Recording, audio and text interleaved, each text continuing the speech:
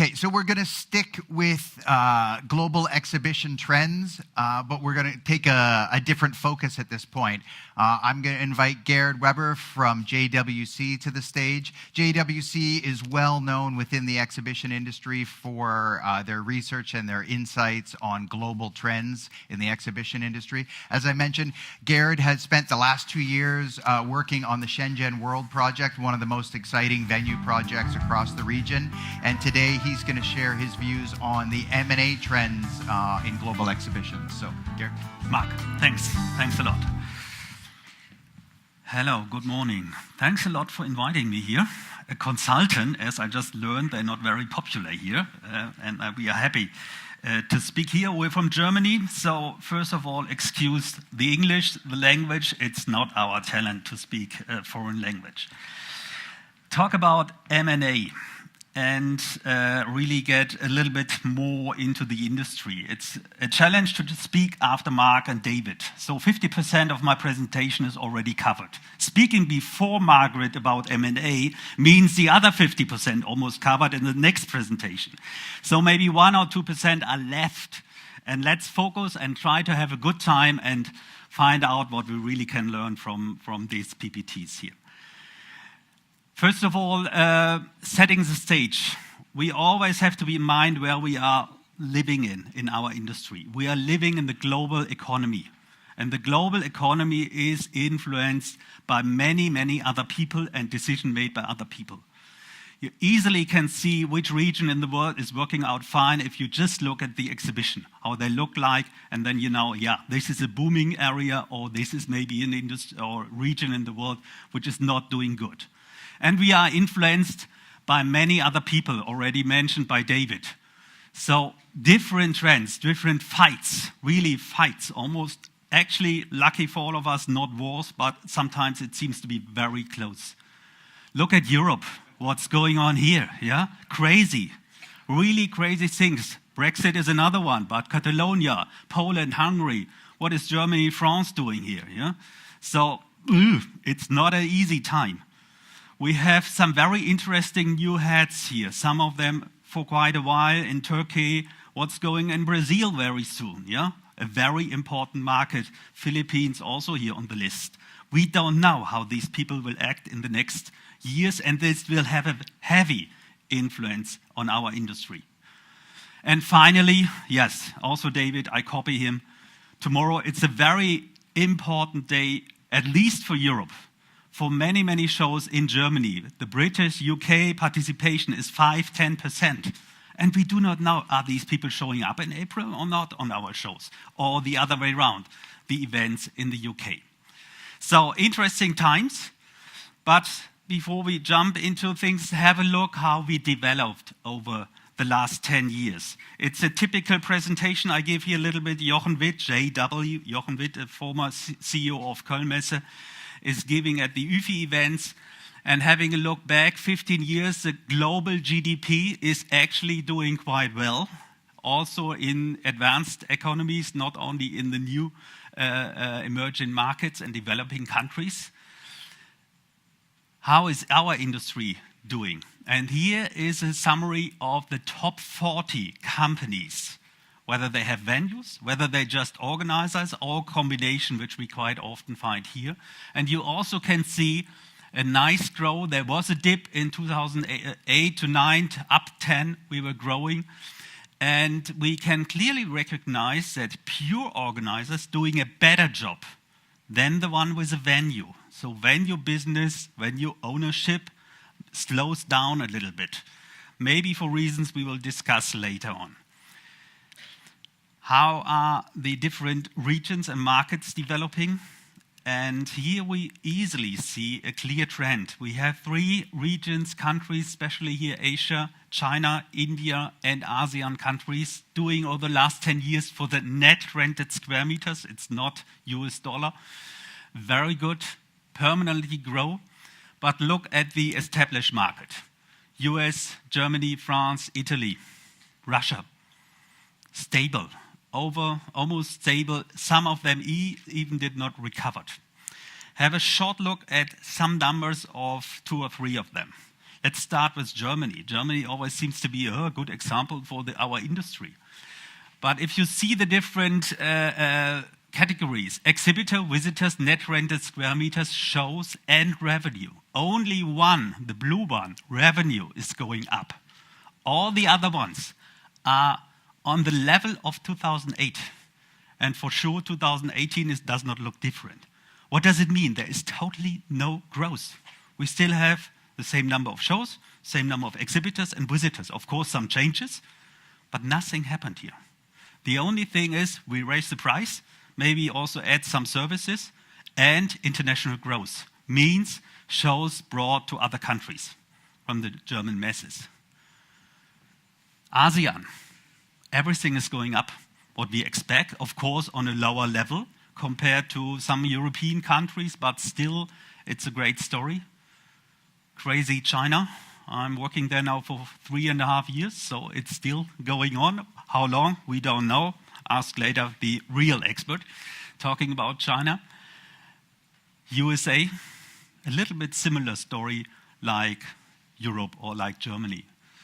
Very deep going down, and here is one very important thing. The first thing which recovered after the crisis was a visitor.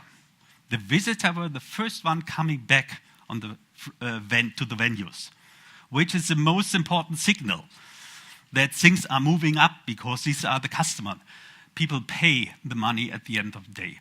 On the other hand, you're seeing revenue going down a little bit too deep. What does it mean? Discount. In a crisis, people giving discount, and you still can see the recovering after almost 8-9 years. So discount is a challenge a little bit. Please avoid it whenever it's possible.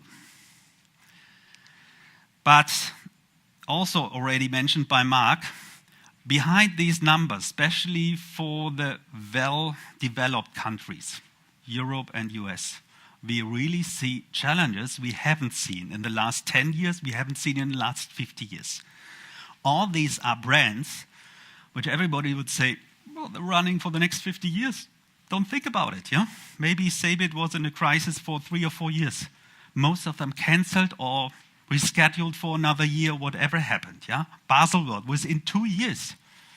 So it's dramatically what happened at the moment, at least in Europe, that suddenly many people start to think about, hey, Cebit, the largest event in the world, not for the IT, for the whole industry. 800,000 B2B visitors within 5 days. 450,000 square meter. Unbelievable, it's gone. So there things are moving on where we really have to be careful. And it's not because one competitor was showing up and a very easy explanation what happened here.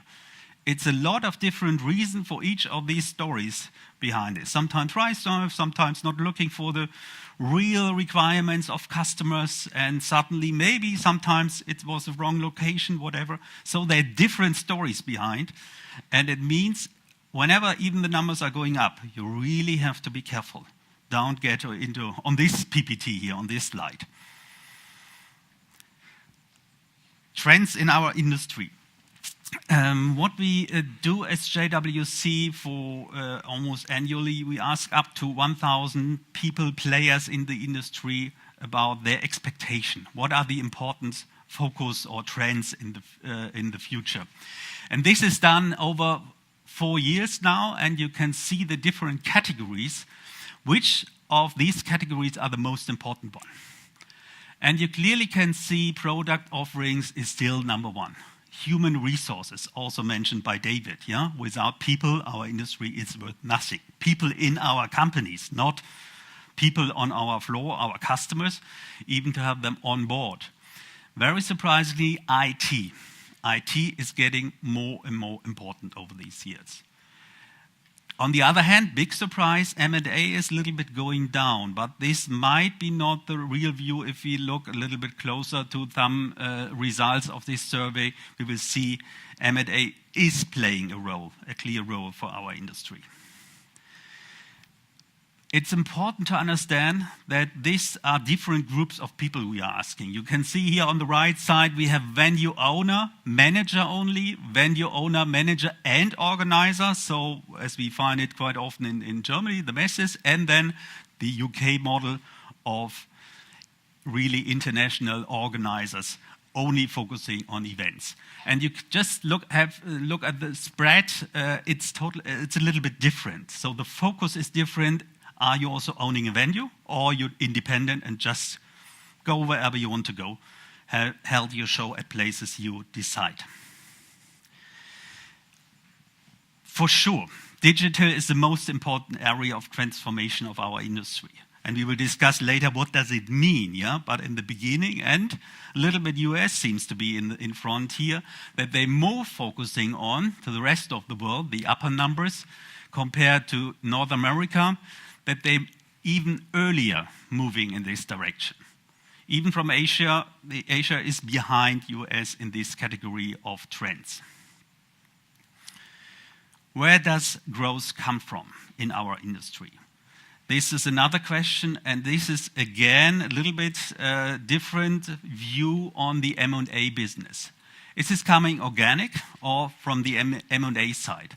And if you see in the green bars, this was the view back last 10 years, and the blue, dark blue, is what will happen in the future. And you can see on this scale for everybody that it's moving more to the M&A and less to organic growth. So people do not believe that they say the real growth is coming from M&A. And for different categories of companies, small ones up to above 250 million US dollar, clearly you can see everybody is going up. Of course, the big ones are a little bit closer to more M&A than organic growth. And this is, we're talking about this in a minute. Additionally, creating new products, not investing too much in the existing products, and creating new business model are the trends which are definitely more on the agenda of the people we asked here in this presentation, in this survey. Why? Why is internal growth people do not believe that they can grow within a show, that this has the potential? First of all, what about the primary market they are already in? So many people think this is not the right place, or maybe not the right place. Of course, we are staying there, but we have to go for new opportunities. A second major thing is lack of innovation. People say we are lacking of innovation. What does it mean? We need the right people to be there. Hopefully, there is still space for innovation, for new ideas, but we do not have the resources to really develop our shows and to grow in an organic way. Growing competition for new business and lack of adaptation of changing customer needs. Again, something where we say, why are we not able to deliver this?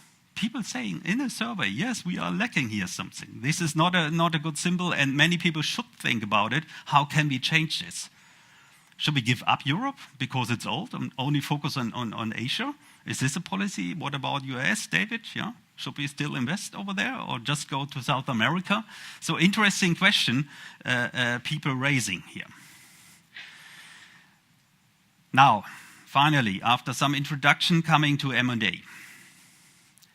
What happened in the last 5 years? A lot of small fishes and some big fishes. Interesting to see at the end of the line, one big fish is a small fish, yeah, becoming part of the deal. So many deals have been done. So if you can see up the total deal volume, so it's still even growing, of course, with the big deal at the end in 2018.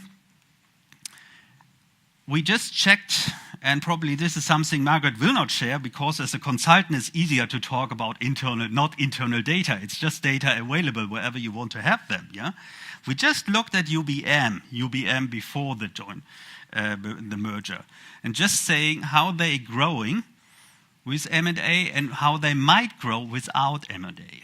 You see the white bars up there. This is just organic growth. We say they're good team, perfect job, they're doing minimum 5% per year. That would be from 2010 to 2016, the white bar up there, would be plus 5%. And all above is probably mainly because of M&A. So M&A also for the big players seems to play a big role for the good growth numbers. And this is also, you can see within the top 40 companies we were talking about in this, where we had the numbers in the beginning. These are the share of the top 5 within the top 40. And they raised their share from 28 to 39, which means the big players are even getting bigger.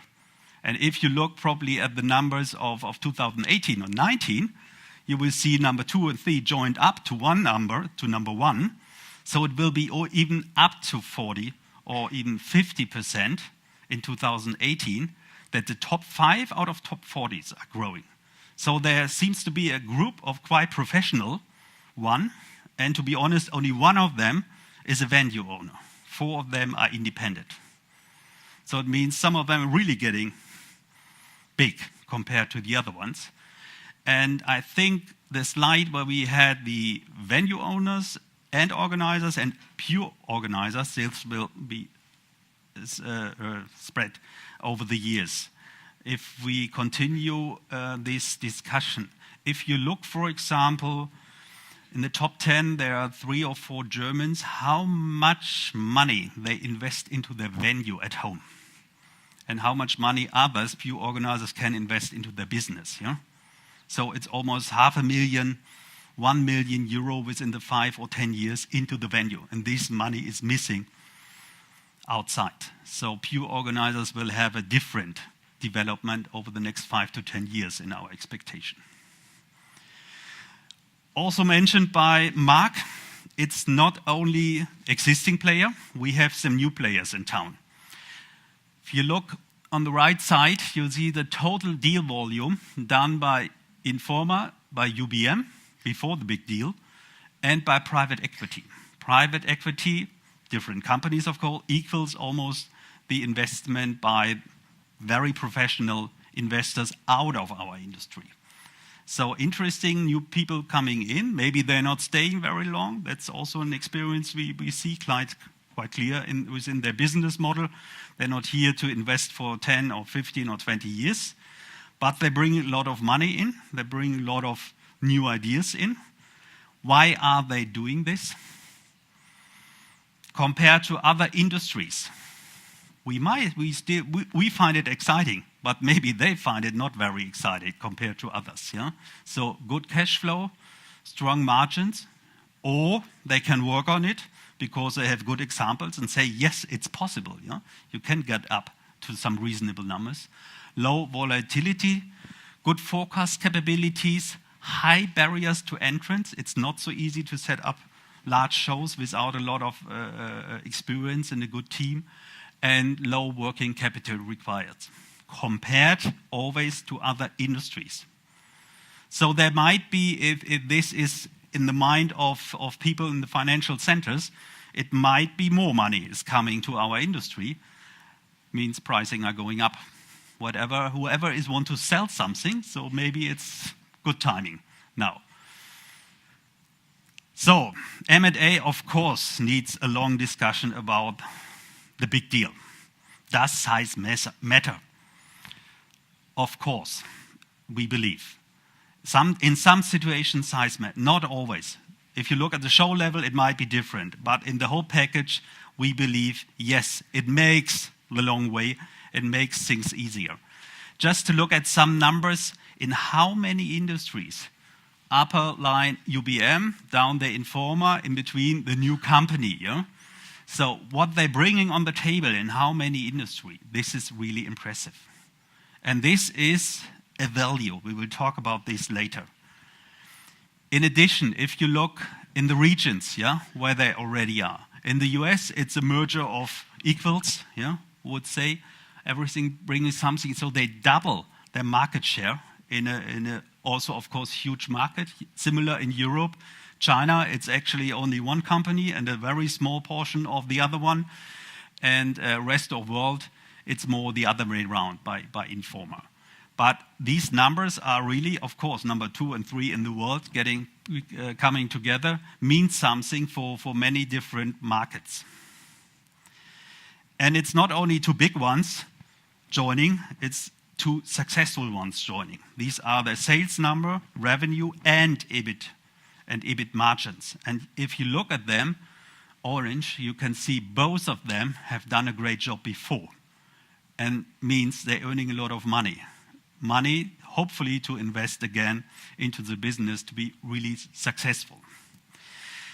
And that's what we, little bit independent from Informa and UBM, we want to look at. What are the additional synergy potentials? They are here on the right side. What we believe as a consultant working almost 20 years in the industry. Data management, customer insights. Event technology, digital innovations. Cost procurement, cross-marketing and sales, attracting talents as a larger company, and we also believe in pricing. There's potential to grow if the right partners coming in a merger or acquisition. Let's start with the first 2. Actually, there are 3 categories. One thing is data. We believe next to the brand, the data we have is the most important thing. It's, of course, customer relationship and have a venue, whatever, but we believe data is very important. Digital and, of course, technology have to support it. Let's start with data. Do we have the right concept and means for successful data management?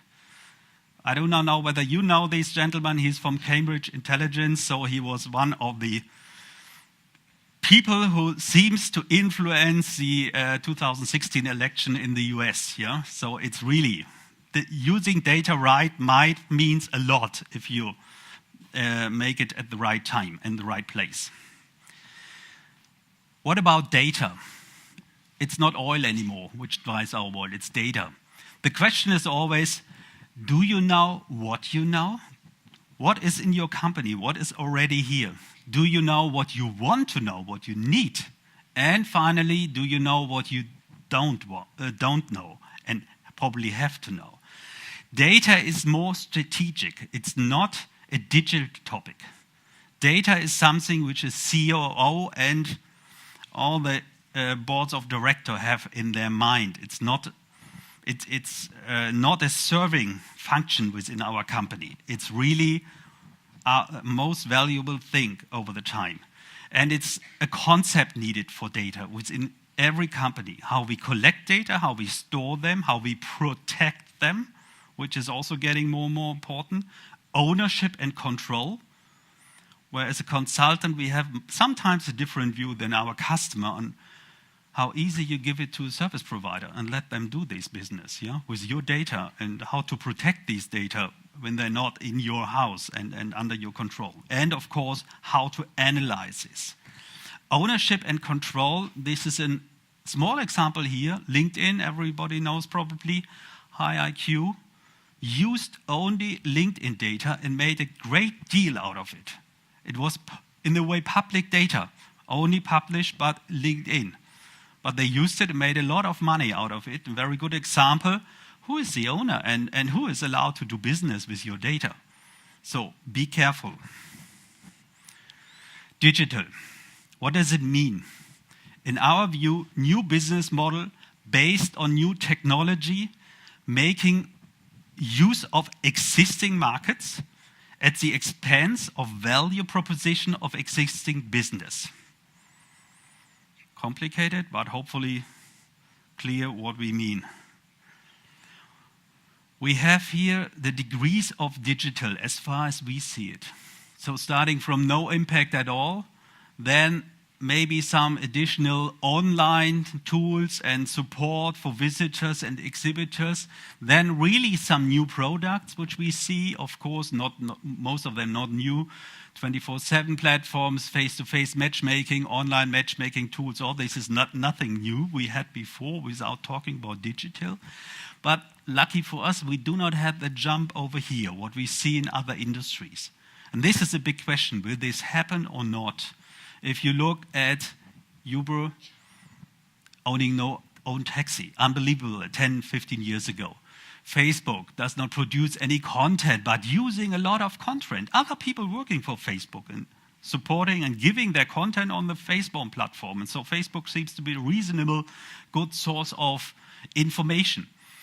And Airbnb, leading accommodation provider, no contract whatever with the hotel, not even owning it. So it's totally different. And this is where this happened to our industry. Will someone take over a brand or whatever, a topic in a way that he is doing the same just by jumping in, by having a good idea? So far, we haven't seen it, but probably a taxi driver will tell you 5 years ago also, oh, no one can drive my taxi, it's my taxi, yeah? I decide. But suddenly someone else was coming up here. So we have to be careful. There are some reasons why we believe that digital cannot deliver our value proposition. This is many, many emotional things, which makes it a little bit different, as also good examples by David before, that just meeting online means something different. The good thing for an exhibition is that it's a commitment by our customers. Exhibitors paying a lot of money and they be there 2, 3, 4 days and just focusing on this show. And also the visitors, it's a commitment. They're traveling there. And maybe they're also focused. Maybe they're sometimes on the phone talking to someone, but at the same time, many people doing the same thing. If this would be online, everybody sitting in his office at a laptop or whatever, I doubt that so many people will participate at the same time because, oh, there's a meeting running away, so maybe over 10 hours, only 2 hours participation if it's online, if it's digital. But wait and see, smart people in the Silicon Valley, either in the one in the US or the one in China, might have different views on this. As far not, but wait and see. The challenge we really facing here is that someone will break into our business model. Our business model is we are the organizer who brings together exhibitor, production, and visitor, retailer for B2B show.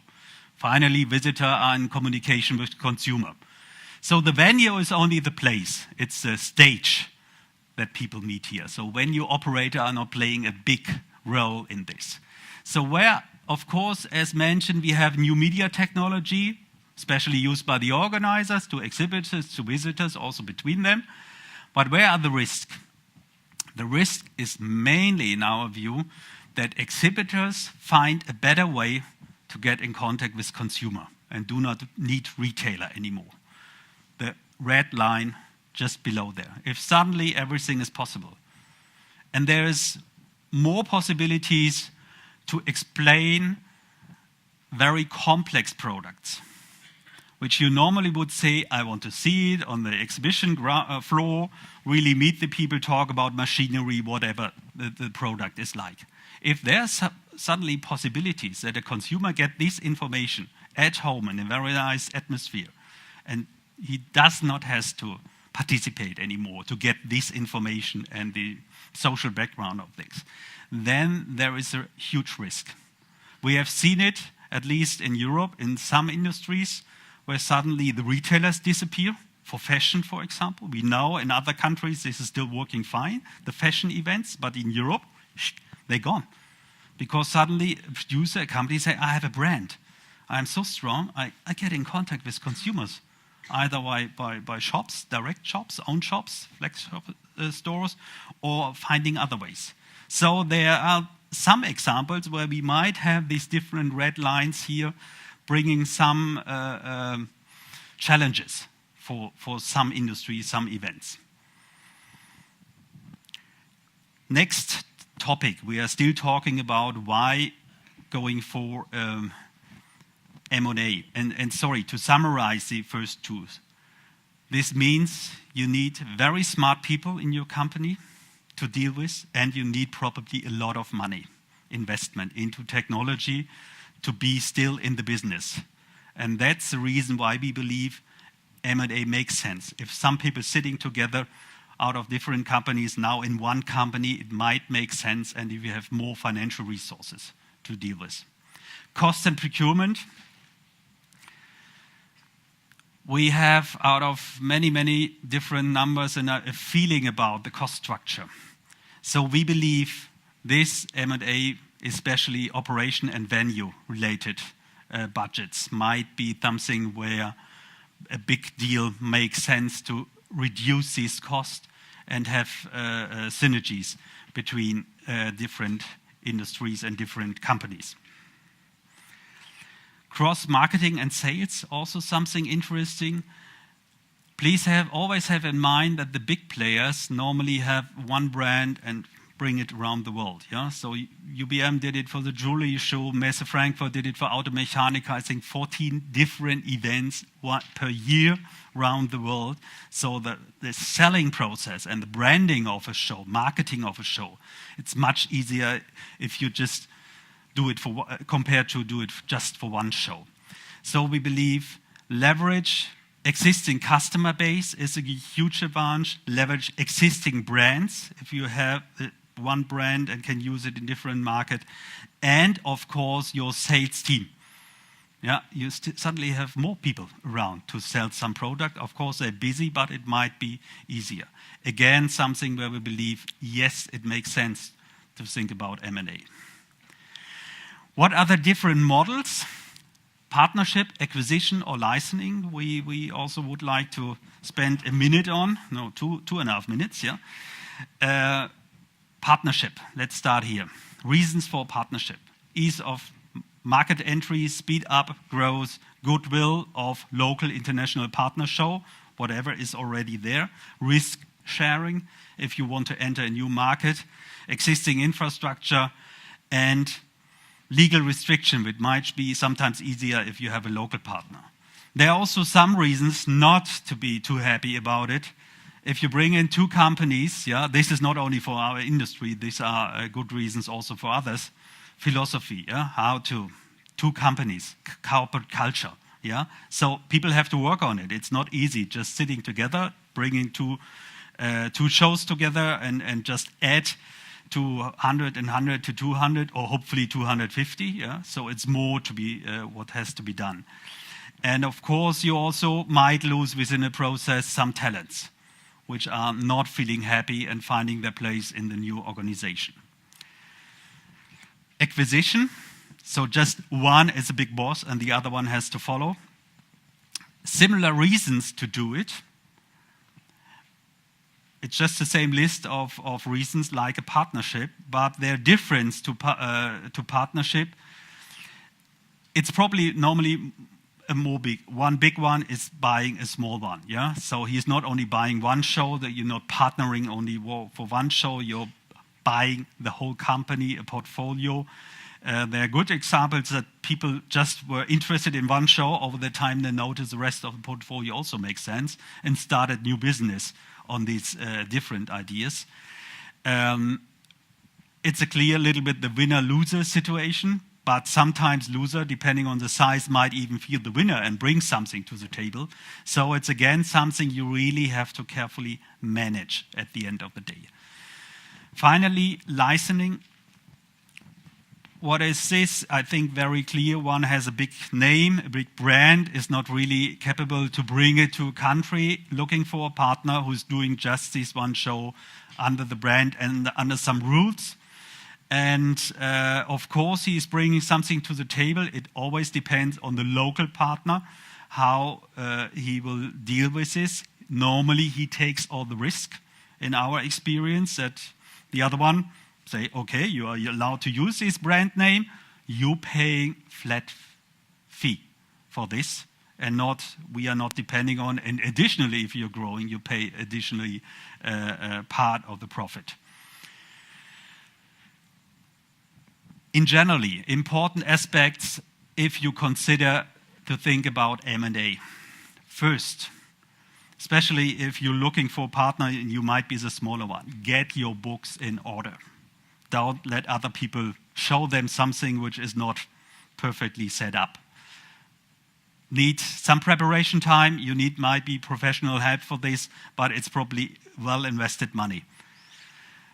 don't apply for the hockey stick. Don't tell, oh, we're just going down, but the future looks great. You need a better story than just telling this small thing. Oh, we just have a small problem. Yeah? Look at the big problems in Europe we talked about. Make sure that you have valid contractual rights. This is also something where we noticed that many, they were, oh, great deal. Yeah, we are talking to them. It might be something very nice. Half a year, it's done. And suddenly someone noticed, hey, who is really the partner? Who is the owner of the brand or whatever you are buying there? And we have seen some deals which suddenly, no, was not professional on one side. Let's say the books were not in order in this situation, that one side, maybe the buyer was really interested in buying a brand, what is normally the expectation of the international companies, and they could not 100% buy it or set it up in a joint venture. Look for the right partner. Strategy might be more important than quick cash, depending on what are your plans. Of course, if you only cash out, then it's the right deal. But in the other way, look for the partner who gives you the perspective of 5 to 10 years. Be aware that you can cheese control, prepare well, agree on a clear agenda and timeline, and have alternatives. It's still something. Don't focus on one thing. Especially if you're a small company and you just believe this is our big partner for the future, think about it, whether there are other opportunities. Otherwise, you lose 1 year, 2 years, or whatever, and time is the enemy of the seller because you're running out of it. Finally, to summarize what we talked about, general outlook, Asia will lead with growth about 5 to 6%. All these numbers quite clear. What will happen in Europe, if we just move on, will be not very exciting. If the politics get into this, it might be even worse. North America is probably doing on still largest market in the world quite well. Future trends, creating new products and new business model is top of our agenda. This means we need the right people to do this. Lack of growth in core market, lack of innovation, growing competition from new business are considered in the main challenges. Data management, data management, data management. Without these, it might be really a challenge to survive. Content will become a crucial success factor, and finally, our industry will be not subject to digital disruption in generally, but it can support, and hopefully no Mark Zuckerberg or what's Alibaba, the name of the founder, yeah, Jack Ma. Oh, sorry, your brother. What? Yeah. If they enter our business, wait and see what happens. Okay. Done.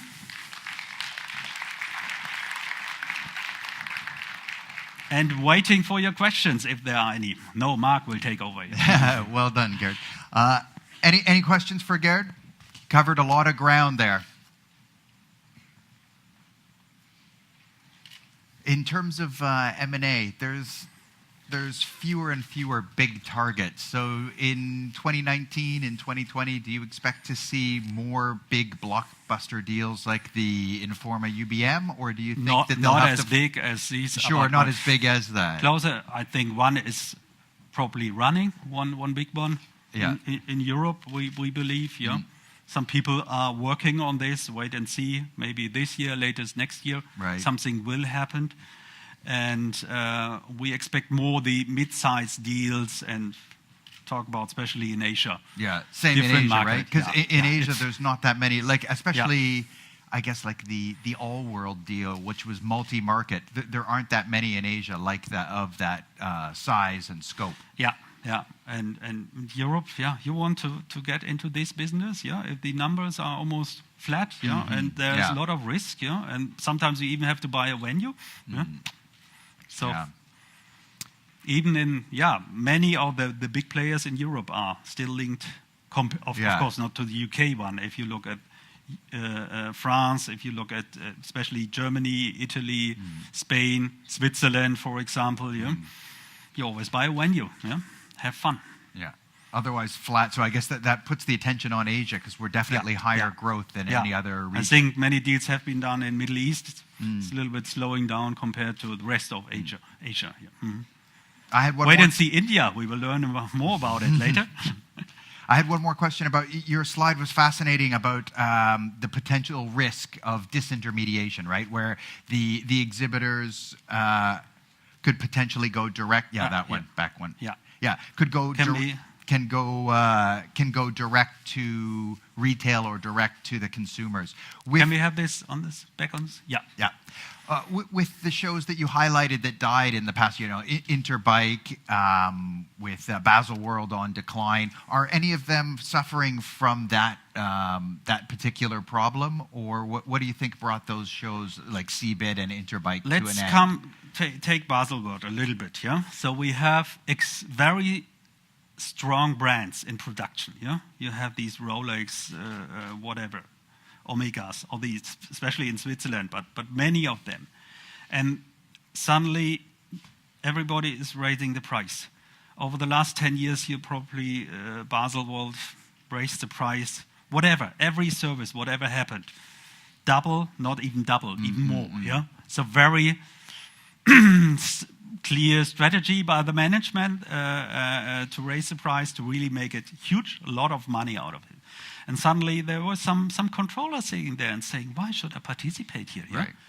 Who does not know Rolex?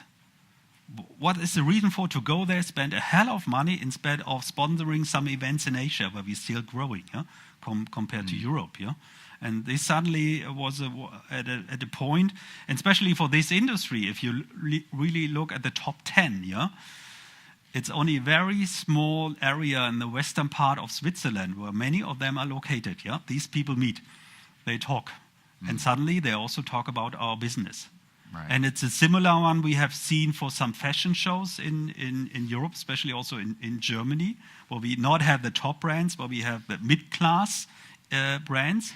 And there also, some people say, Hugo Boss, I'm bringing all the attractions, I'm bringing all the visitors, yeah? You have to pay me, not I pay a lot for a hall or whatever, yeah? Right. I can do own events at the same time. You see all the nice showrooms in Düsseldorf around, yeah? Suddenly everybody said, oh, why do we need these ugly venues, yeah? We have better places to share, and we just arrange, we do it at the same week in the year. Just they take over the exhibition without the exhibition. Just a little bit, we meet once a year in a place. But everybody anyway has his own rooms or whatever. Yeah. So there's some risk, not for all industries. Yeah. I think with Baselworld, the brands were so strong. it was unique in that their exhibitors, the brands were so strong, they realized they didn't need the show needed them. Yeah, right? Yeah, for sure. And all the B and C class exhibitors, of course, are they happy? No, they have opportunities in other shows. Yeah. So again, yeah. And suddenly Switzerland, of course, it's never cheap, yeah. Right, but in this situation, it was really crazy. Excellent. All right, Gerd, great job. Thank you very much. We got a photo for you. Present this to Wonderful. you. Yep. Here. Great. Thank you very much. Thank you. Thank you. Okay. All right, Gerd, thank you very much. Okay, so before we break for lunch, we're going to show a short video from our sponsor, from the one of the hardest working exhibition teams in Asia. TSEB, Nichapa, and Kelly and the team are here. So a brief video from TSEB, and then we'll go on to lunch.